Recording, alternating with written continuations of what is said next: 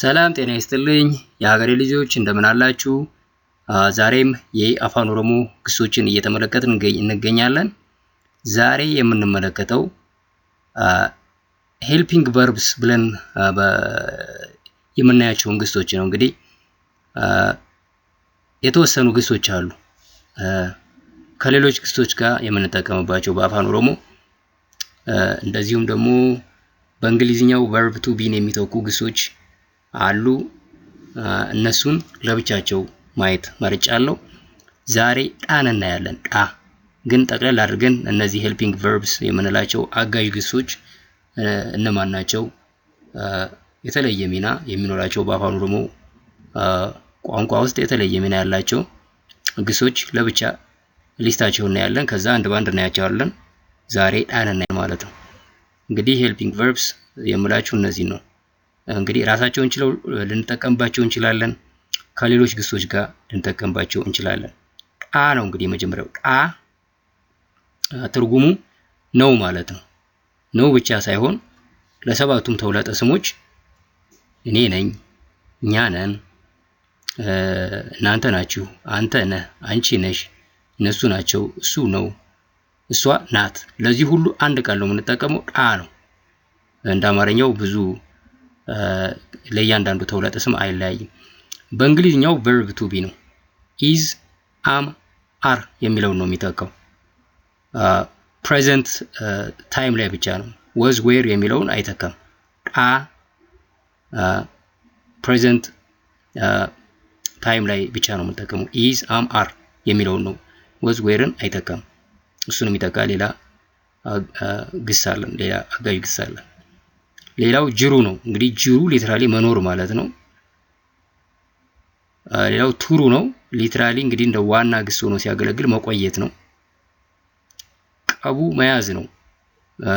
ግን በዚህ ሳይሆን እንደ ሄልፒንግ ቨርብ የሚያገለግለን እንደ have እንደ has እንጠቀምበታለን ማለት ነው። በተለይ ኦብሊጌሽን ለመግለጽ የምንጠቀምበት ግስ ነው ቀቡ። ደንደኡ መቻል ነው። ካን ማለት ነው በእንግሊዝኛ። በርባዱ መፈለግ ነው። ዋንት።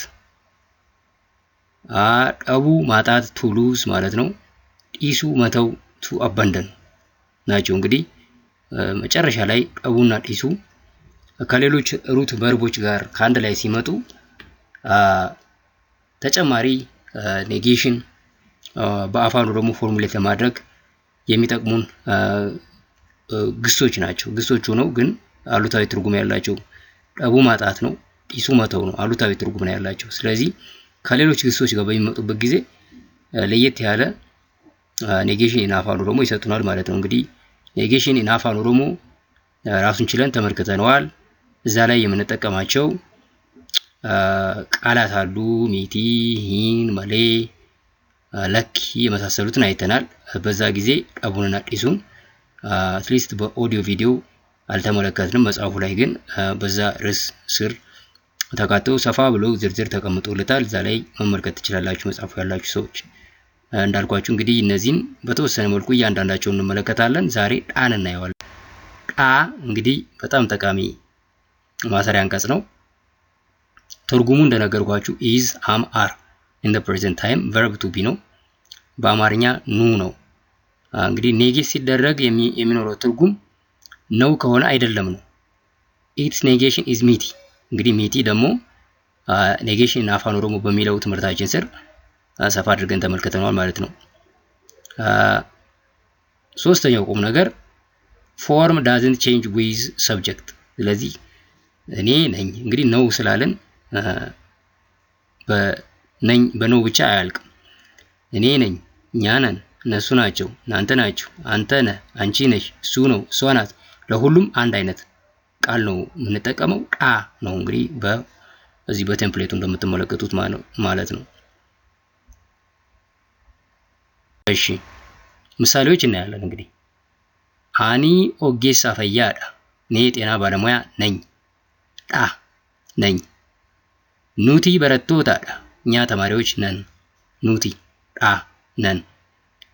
ኢሳን ማንዲሶታዳ፣ እነሱ መሐንዲሶች ናቸው። ማንዲሳ መሐንዲስ ማለት ነው በአፋን ኦሮሞ። ኢሲን ነርሶታዳ እነሱ እናንተ ነርሶች ናችሁ ነው። ኢሲን እናንተ ነርሶች ናችሁ። ነርሶታዳ ነርሶች ናችሁ። አቲ አናጢዳ አንተ አናጢ ነህ። እንግዲህ አናጢ ያው አናጢ ነው፣ አናጺ ማለት ነው። አቲዳ አንተ ነህ። ኢኒ በሬሳዳ እሱ ጸሐፊ ነው። በሬሳ ጸሐፊ ማለት ነው። ዳ ነው ማለት ነው። ኢሽን በርሲስቱዳ እሷ በርሲስቱዳ ከሆነ አስተማሪች ነው። ኢሽን በሬሲቱዳ ሲሆን ያው እሷ ጸሐፊ ነች ማለት ነው። በሬሳ ጸሐፊ፣ በሬሲቱ ጸሐፊት ለሴት፣ በርሲሳ አስተማሪ ለወንድ፣ በርሲስቱ አስተማሪ ለሴት ይሆናል ማለት ነው። ስለዚህ ኢሽን በርሲስቱዳ ከሆነ አስተማሪ ነች ይሆናል። ኢሽን በሬሲቱዳ የሚለው የተጻፈው እሷ ጸሐፊ ነች ይሆናል ማለት ነው። ወይም ጸሐፊ ናት።